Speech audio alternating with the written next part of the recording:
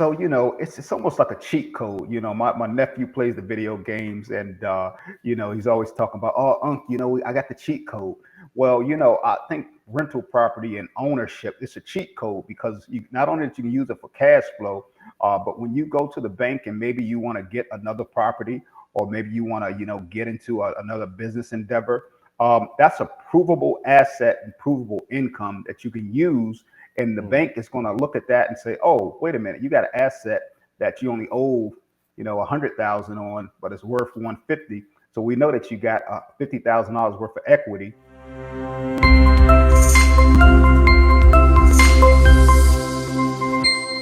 A lot of people go into rental properties for various reasons, but the number one reason has to be that monthly cash flow. So let's talk a little bit about that.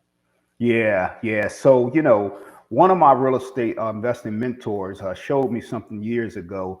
He was saying, Sean, hey, I used to try to show him properties for to invest in and so forth. And I'm like, hey, it's probably going to appreciate this amount over time and all of that. He said, Sean, that's fine and dandy. That's still speculative. I don't know that that's going to happen. He said, what I want to see is how they're going to cash flow.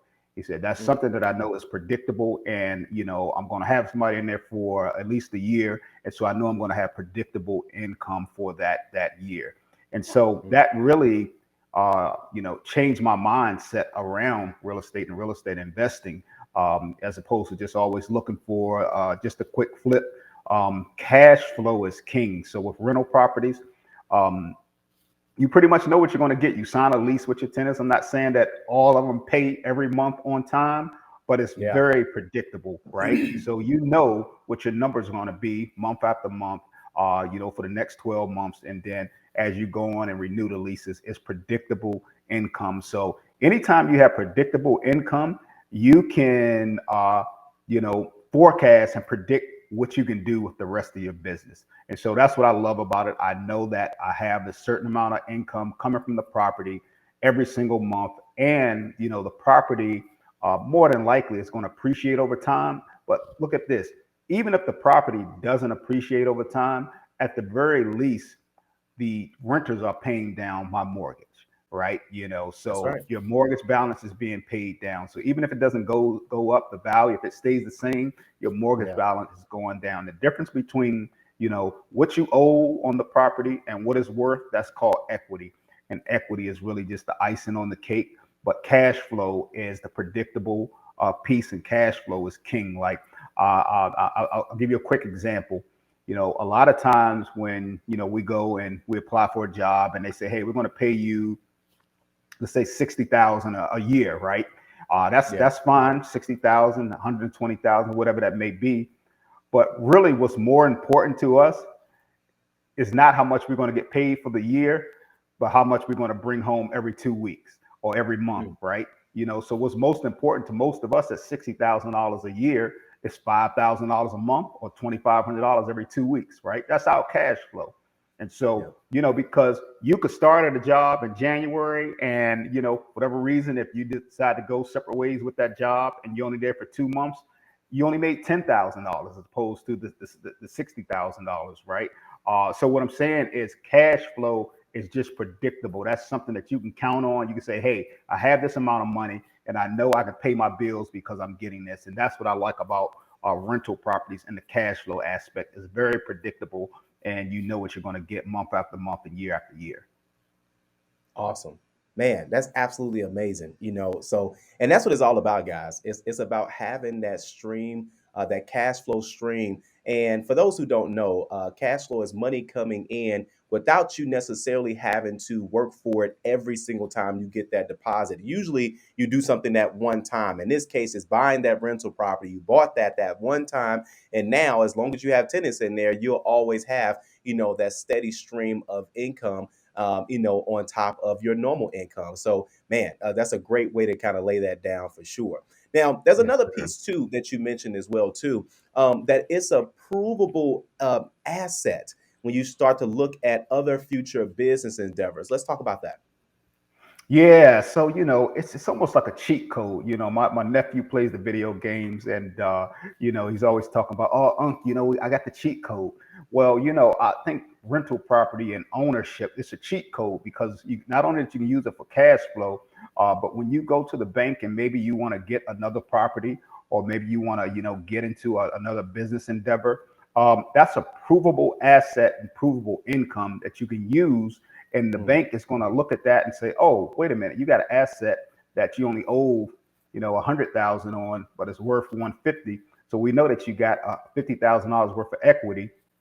We're willing to basically let you use that property as history. Like you don't have to use the property as collateral or anything like that, but it just shows a track record, right? So it's a provable track record, assets you got, income you have. It's going to be, on your taxes, right? So it just basically allows the lender, whether you're looking at business lending or whether you're looking at, trying to get another property, they're going to see your track record that you already have this property, and they're going to loan you more money, or give mhm. you more opportunities because you already have something in your tool belt. So it's always good to come to the party with something in your hand as opposed to coming with your hands empty. So Mm, the lenders will reward you for that. The different companies will reward you for that. If you're trying to start a small business, they want to see if you do have any assets or collateral. So it's proven, it's tangible, and it's not like other things like stocks and all that. Nothing wrong with stocks, but a lot of yeah. different lending institutions, they like real estate because they know it's tangible. They know if something goes wrong, they know where to find that property.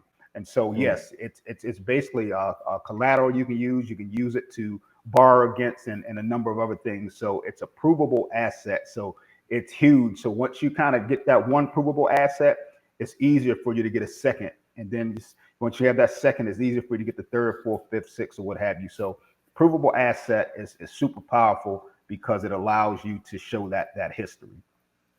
awesome. Awesome.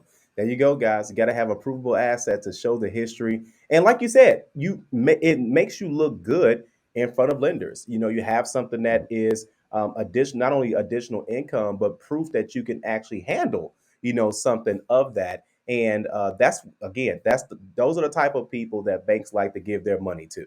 That's That's right. for That's sure. right. That's the truth.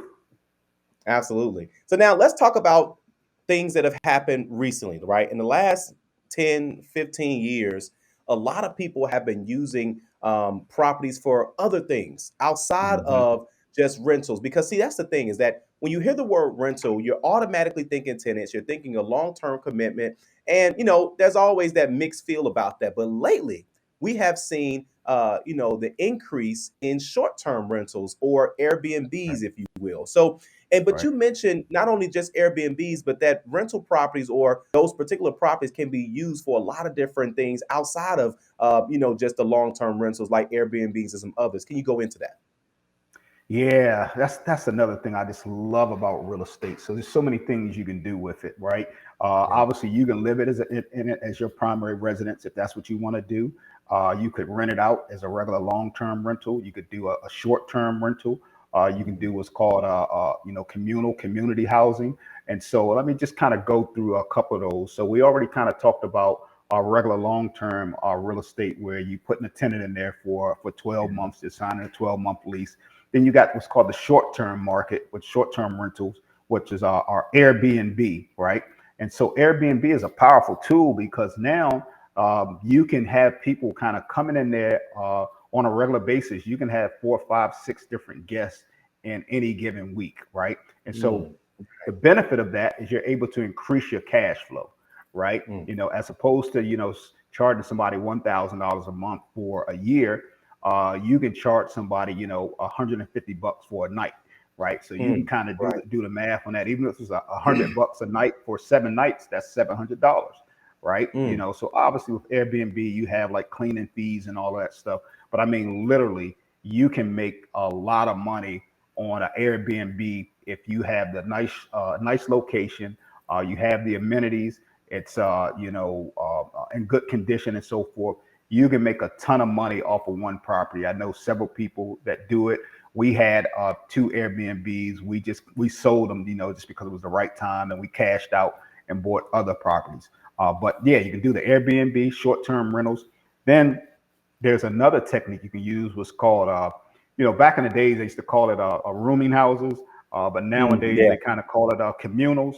And yeah, the biggest difference is you're catering to a different type of audience. It's just not like anybody.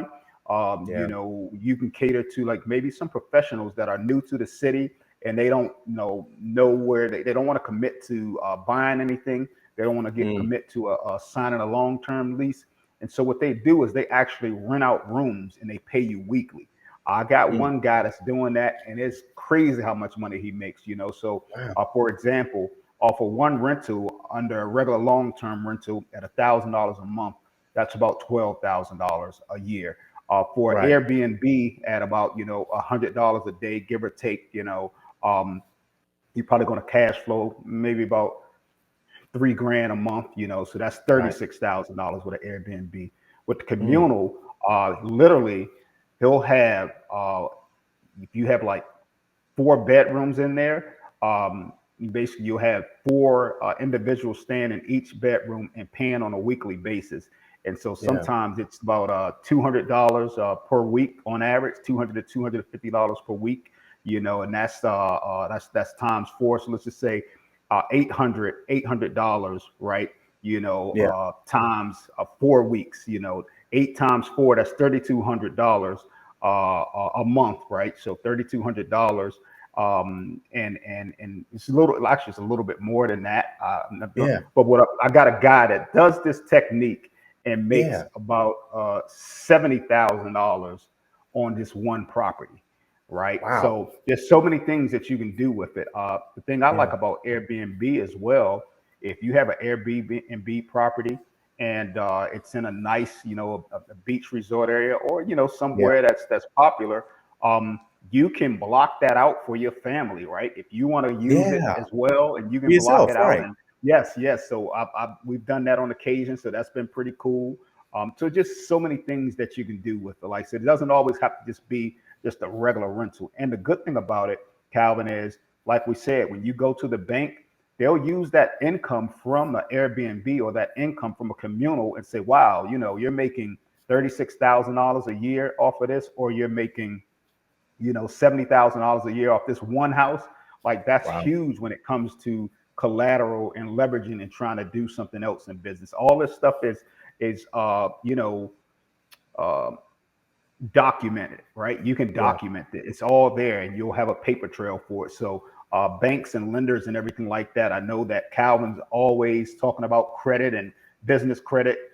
All of these things will enhance both of those, enhance your personal credit, enhance your business credit, and allow you to be able to do more with what you have and document it under these different techniques. Like I said, the short-term rental, the communal, long-term rentals. So it's just the sky's the limit. You can do all types of things with it. Now, don't get me started. And if it's in a certain a location, you can rezone it and make it into a commercial place. So just real estate is just so Mm, many things that you can do with it. yeah. So just that's what I love, the ability to be able to do multiple things with one asset.